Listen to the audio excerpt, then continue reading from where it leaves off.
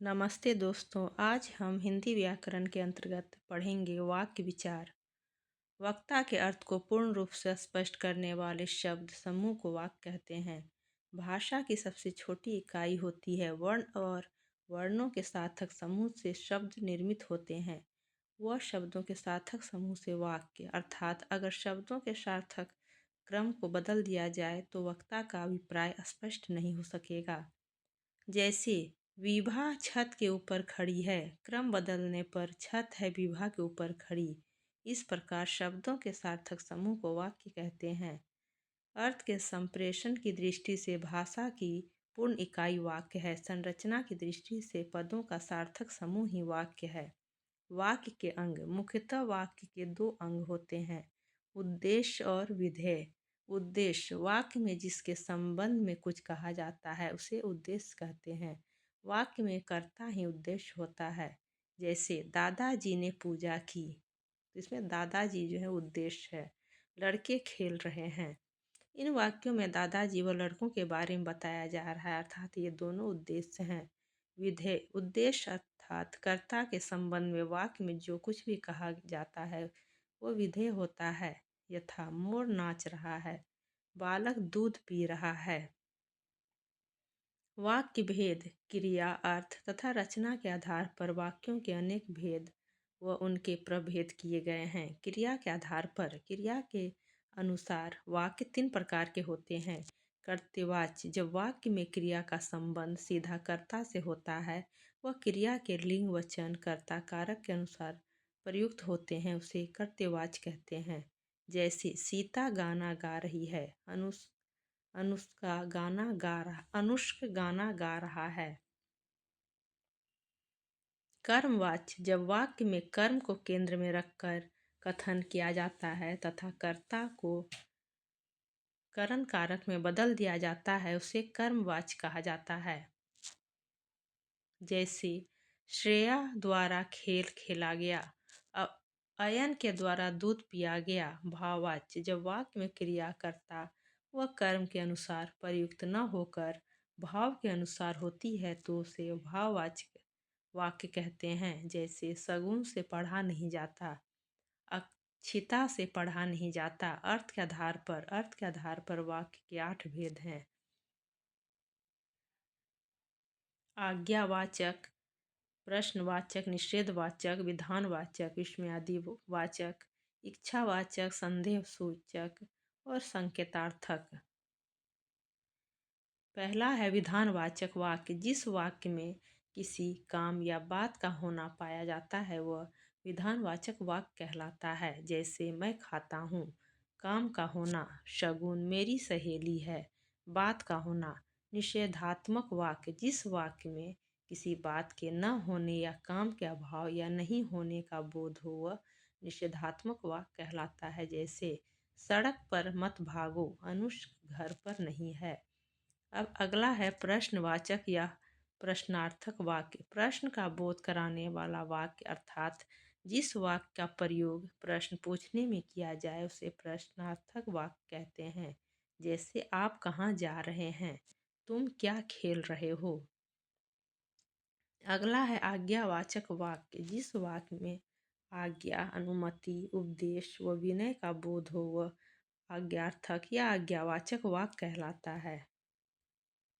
जैसे अनुष्क अपना कमरा साफ करो, तो इसमें आज्ञा दिया जा रहा है अनुष्क को। अगला है कि अयन इस कुर्सी पर बैठो। विस्मयादि बोधक वाक्य। जिस वाक्य में हर्ष, शोक, घृणा व विस्मय आदि भाव प्रकट होते हैं वह विस्मयादि बोधक वाक्य कहलाता है। जैसे अरे यह क्या हो गया, वाह कितना सुंदर दृश्य है। इच्छावाचक या इच्छार्थक वाक्य। जिस वाक्य में किसी आशीर्वाद, इच्छा, कामना का बोध हो उसे इच्छावाचक वाक्य कहते हैं। जैसे ईश्वर सबका भला करे, इच्छा आपका जीवन सुखमय हो। संभावनार्थक वाक्य। जिस वाक्य में किसी काम के पूरा होने में संदेह या संभावना का भाव प्रकट हो उसे संदेहवाचक वाक्य कहते हैं। जैसे शायद वे कल आए, हो सकता है कल तक मौसम ठीक हो जाए। संकेतार्थक वाक्य। जिस वाक्य में संकेत या शर्त हो वह संकेतार्थक वाक्य कहलाता है। जैसे यदि तुम आओ तो मैं चलूं, वर्षा न होती तो फसल सूख जाती।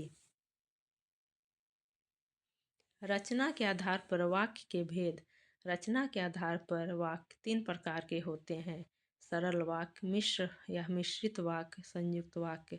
सरल वाक्य: जिस वाक्य में एक उद्देश्य व एक ही विधेय होता है उसे साधारण या सरल वाक्य कहते हैं, अर्थात एक कर्ता व एक ही क्रिया होती है। जैसे मैं जाता हूँ। मिश्र वाक्य: मिश्रित वाक्य: जिस वाक्य में एक मुख्य उपवाक्य हो तथा उसके साथ आश्रित उपवाक्य हो उसे मिश्र वाक्य कहते हैं। मिश्र वाक्य व उपवाक्यों को जोड़ने का काम समुच्चय बोधक अव्यय करते हैं। चूंकि, क्योंकि, जब, तब, अर्थात, यदि, तो, ताकि, तदापि। जैसे वे मेरे घर आएंगे क्योंकि उन्हें अजमेर शहर घूमना है। वे मेरे घर आएंगे प्रधान वाक्य है, क्योंकि योजक योजक है। उन्हें अजमेर शहर घूमना है आश्रित उपवाक्य है। मैं जानता हूँ कि तुम्हें अजमेर जाना है।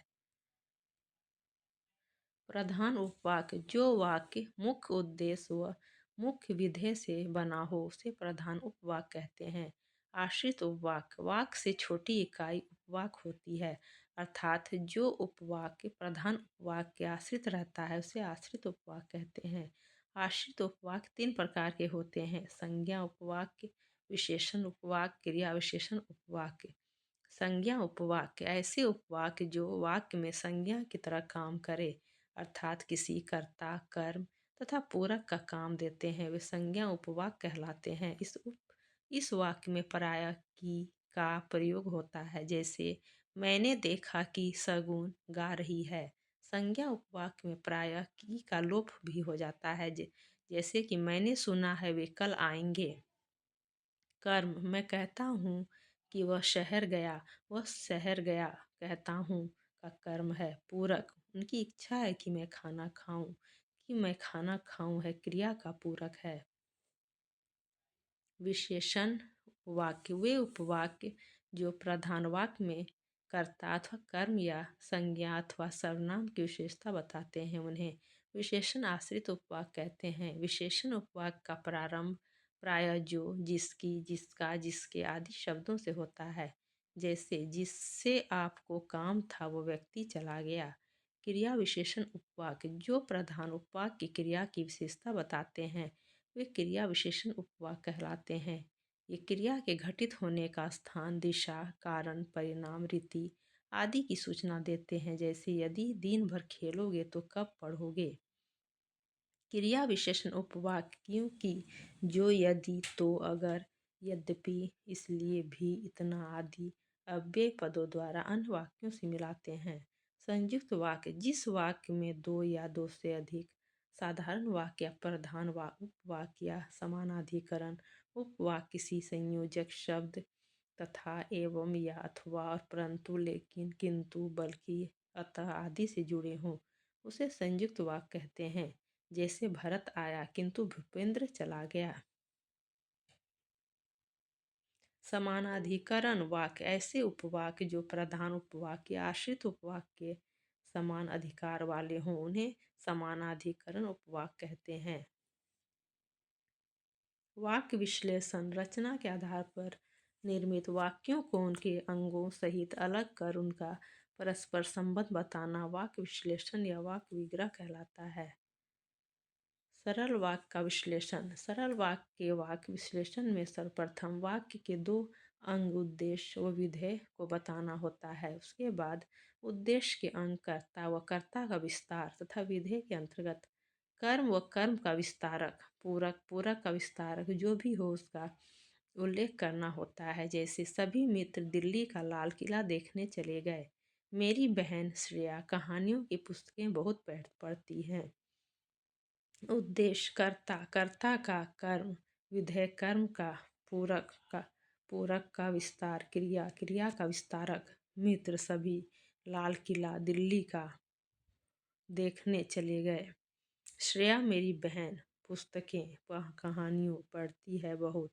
जयपुर का सिटी पैलेस दर्शनीय स्थल है। उद्देश्य कर्ता, कर्ता का विस्तारक और सिटी जयपुर पैलेस का कर्म, विधेय कर्म का विस्तारक, पूरक, पूरक का विस्तारक क्रिया, क्रिया का विस्तारक स्थल दर्शनीय है। मिश्रित वाक्य या मिश्र वाक्य का विश्लेषण। मिश्रित या मिश्र वाक्य के विश्लेषण में उसके प्रधान तथा आश्रित उपवाक्य एवं उसके प्रकार का उल्लेख किया जाता है। जैसे मेरे जीवन का लक्ष्य है कि मैं राष्ट्रपति बनूं। प्रांशु कल कॉलेज नहीं गया क्योंकि वह बीमार था। उपवाक्य।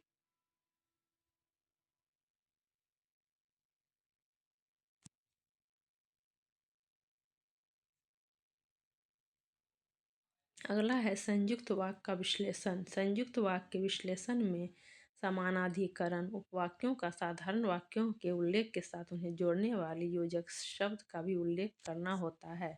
जैसे अनुष्क ने पुस्तक पढ़ी और सो गया। सबने आपकी बहुत प्रतीक्षा की पर आप नहीं आए। उपवाक्य उपवाक्य योजक कर्ता, कर्ता का विस्तार क्रिया, क्रिया का विस्तार कर्म, कर्म का विधेय विस्तारक।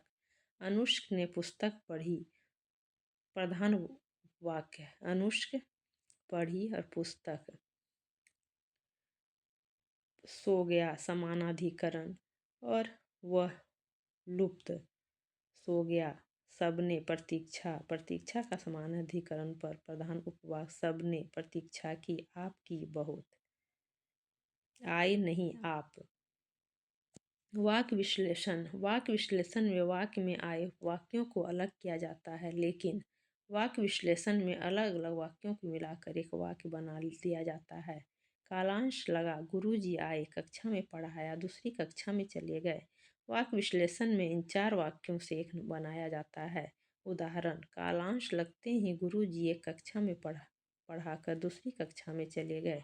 सरल वाक्य है। तो कालांश लगते ही गुरुजी कक्षा में आए और पढ़ाकर दूसरी कक्षा में चले गए। ये संयुक्त वाक्य है। कालांश लगा ही था कि गुरुजी कक्षा में पढ़ाने आए फिर दूसरी कक्षा में चले गए। ये मिश्रित वाक्य है।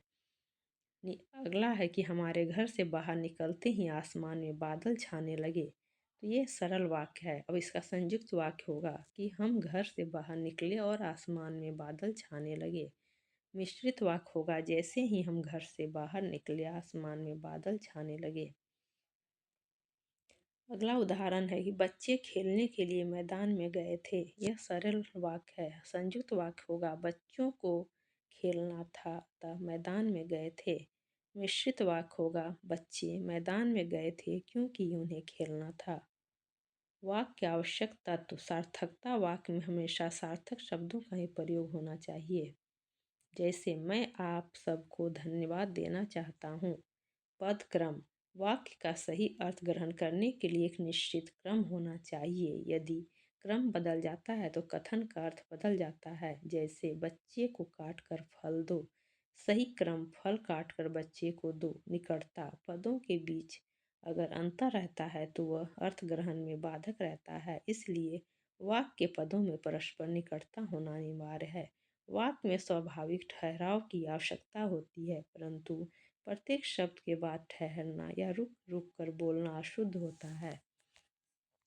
जैसे उसने मेरा गाना सुना। उसने मेरा गाना सुना। पूर्णता। वाक्य अपने आप में पूर्ण होना चाहिए। इसमें शब्दों की कमी होने से अर्थ का अनर्थ हो जाता है। जैसे कमल पीता है, शुद्ध कमल दूध पीता है। वाक्य में पद क्रम। वाक्य रचना में पद क्रम का विशेष महत्व होता है, अतः वाक्य रचना करते समय कर्ता, कर्म और क्रिया का कर्म ध्यान में रखना आवश्यक है। अतः इन नियमों को जानना आवश्यक है। वाक्य में कर्ता और कर्म के बाद में क्रिया आती है। जैसे अनुष खाना खा रहा है। कर्ता, कर्म तथा क्रिया के विस्तारक पूरक इनसे पूर्व में आते हैं। जैसे भूखा भिखारी स्वादिष्ट खाना जल्दी जल्दी खा गया। क्रिया विशेषण क्रिया से पहले प्रयोग में आता है। धावक तेज दौड़ता है। पूर्वकालिक क्रिया मुख्य क्रिया से पहले आती है। जैसे वह खाना खाकर सो गया। संबोधन और विस्मयादि बोधक प्राय वाक्य के आरंभ में आते हैं। जैसे अनुष्क इधर बैठो, वाह कितना सुंदर महल है। निषेधात्मक वाक्यों में न अथवा नहीं का प्रयोग प्राय क्रिया से पहले किया जाता है। अब जैसे न रमेश बाजार नहीं जाएगा। सार्वजनिक विशेषण अन्य विशेषण से पूर्व आता है, जैसे मेरी छोटी बहन। पदवी या व्यवसाय सूचक शब्द नाम से पहले आते हैं, जैसे पंडित राम सहाय, डॉक्टर अक्षत, प्रोफेसर शगुन। मिश्र या संयुक्त वाक्यों में योजक का प्रयोग दो उपवाक्य के बीच होता है, जैसे घर पर काम था इसलिए वह नहीं आया। जब कार्य समाप्त हुआ तब वे घर चले गए। मिश्र वाक्य की संरचना में प्रधान वाक्य आश्रित उपवाक्य के पहले आता है, जैसे जो परिश्रम करता है उसे सब पसंद करते हैं। वाक्य में क्रिया का अन्वय। वाक्य रचना में पदों के संबंध व क्रम का विशेष ध्यान रखा जाता है। पदों के इसी क्रम का संबंध को मेल या अन्वय कहते हैं। अन्वय का अर्थ संबद्धता है, अर्थात वाक्य में पदों का उचित मेल होना आवश्यक है। कर्ता व क्रिया का अन्वय। वाक्य में कर्ता के परसर का प्रयोग नहीं हुआ हो तो क्रिया का लिंग वचन और पुरुष कर्ता के अनुसार होता है, जैसे राम गाना गाता है, सीता गाना गाती है। वाक्य में विभक्ति रहित एक ही लिंग वचन पुरुष के कर्ता हो तो क्रिया उसी लिंग के वचन में होगी, जैसे अनुष्क अमन अक्षत खाना खा रहे हैं, श्रेया सगुन गाना गा रही हैं। आदर का भाव प्रकट करने वाले एक वचन कर्ता के साथ भी क्रिया का बहुवचन में प्रयोग होता है, जैसे पिताजी कल आ रहे हैं, भाई साहब खाना खा रहे हैं। भिन्न लिंग वचन के विभक्ति रहित एक वाक्य के कर्ता और तथा आदि शब्दों से जुड़े हों तो क्रिया बहुवचन पुल्लिंग में होगी, जैसे अनुष्क व सगुन खेल रहे हैं। हिंदी में आशु, हस्ताक्षर, प्राण, दर्शन, होश आदि शब्दों का प्रयोग सदैव बहुवचन में होता है, जैसे ये हस्ताक्षर मेरे हैं, मेरी आंखों में आंसू आ गए। कर्म और क्रिया का अन्वय। यदि वाक्य में कर्ता विभक्ति सहित और कर्म विभक्ति रहित हो तो क्रिया का लिंग वचन व पुरुष कर्म के अनुसार होंगे, जैसे श्रेया ने गाना गाया, प्रांशु ने पुस्तक पढ़ी। यदि कर्ता और कर्म दोनों के साथ विभक्ति हो तो क्रिया एक वचन पुल्लिंग व अन्य पुरुष होती है, जैसे राम ने चोर को पकड़ा, अनुष्ठ ने अक्षत को देखा। यदि कर्ता के साथ विभक्ति ने लगा हो और वाक्य में दो कर्म हो तो क्रिया अंतिम कर्म के अनुसार लगती है। अनुष ने पुस्तक और पेंसिल खरीदा, अमन ने मिठाई और फल खरीदे। संज्ञा और सर्वनाम का अन्वय। अगर सर्वनाम का प्रयोग अनेक संज्ञाओं के स्थान पर हो तो वह बहुवचन में प्रयुक्त होता है, जैसे श्रेया शगुन विद्यालय गई हैं, वे शाम को घर लौटेंगी। एक संज्ञा के स्थान पर एक ही सर्वनाम का प्रयोग होना चाहिए, जैसे राम ने श्याम से कहा तुम जाओ, लड़के तुम्हारा इंतजार कर रहे हैं। जिस संज्ञा के स्थान पर सर्वनाम प्रयुक्त हुआ है वचन उसी संज्ञा के अनुरूप होता है, जैसे सीता ने कहा वो गाना गाएगी। विशेषण व विशेष का अन्वय। अगर वाक्य में एक से अधिक विशेष हो तो विशेषण अपने निकट विशेष के अनुसार होगा, जैसे काली साड़ी पीला कुर्ता लाओ, पीला कुर्ता काली साड़ी लाओ। आकारांत विशेषण विशेष के लिंग वचन के अनुसार बदल जाते हैं, जैसे तुम काला कुर्ता पहनो, तुम काली साड़ी पहनो। किंतु अन्य विशेषणों में विशेष के अनुरूप परिवर्तन नहीं होता है, जैसे नीली कमीज नीली साड़ी। वाक्य रचना के शुद्ध रूप। भाषा में वाक्य शुद्धि का महत्वपूर्ण स्थान होता है। वाक्य रचना में अशुद्धि होने के अनेक कारण हैं। व्याकरण के नियमों का व लिंग वचन का ज्ञान न होना, वाक्य में अनावश्यक शब्दों का प्रयोग, पदों को सही क्रम में न रखना, शब्दों के सही अर्थ की जानकारी नहीं होना, सर्वनाम और परसर्ग संबंधी अशुद्धि, पुनरुक्ति की अशुद्धि। इस प्रकार ये अशुद्धियाँ भाषा व अर्थ दोनों के सौंदर्य को हानि पहुँचाती हैं। पद क्रम संबंधी अशुद्धि, जैसे अशुद्ध वाक्य है बच्चे को काट कर फल दो, शुद्ध वाक्य होगा बच्चे को फल काट कर दो। अशुद्ध वाक्य है कि मैंने बहते हुए बालक को देखा, तो शुद्ध वाक्य होगा कि मैंने बालक को बहते हुए देखा। अशुद्ध वाक्य है कि यहाँ शुद्ध गाय का भी घी मिलता है, शुद्ध वाक्य होगा यहाँ गाय का शुद्ध घी मिलता है। अशुद्ध वाक्य है कि कहीं कई स्कूल के छात्र ऐसा करते हैं, तो शुद्ध वाक्य होगा कि स्कूल के कई छात्र ऐसा करते हैं। तो इस तरह आप सारे अशुद्ध वाक्यों को देख लें और उसे शुद्ध कर लें।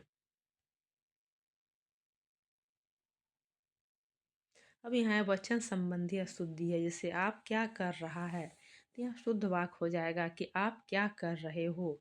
अभी 5 बजा है, अभी 5 बजे हैं। यह 20 रुपया का नोट है, यह 20 रुपये का नोट है। अब यहाँ है कारक संबंधी अशुद्धि, मेरे को अभी जाना है, तो इसका शुद्ध वाक्य बनेगा मुझे अभी जाना है।